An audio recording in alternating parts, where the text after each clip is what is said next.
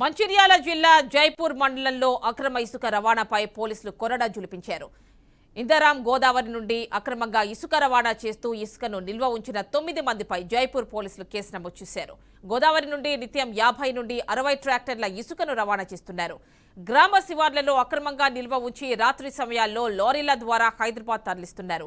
దీనిపై కొంతమంది గ్రామానికి చెందిన కాంగ్రెస్ నాయకులు పోలీసులకు సమాచారం ఇవ్వడంతో నిఘా పెట్టిన పోలీసులు పక్కా ప్లాన్తో పట్టుకున్నారు.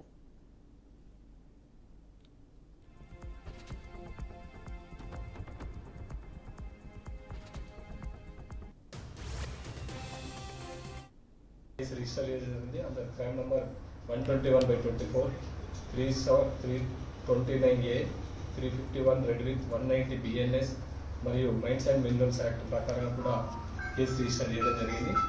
వీళ్ళందరిపైన కేసు రిజిస్టర్ చేసి ప్రాపర్గా అందరినీ కూడా అరెస్ట్ చేయడం జరిగింది. 41 నోటీస్ ఇచ్చి అందరినీ కూడా బైండ్ ఓవర్ చేయడం జరిగింది.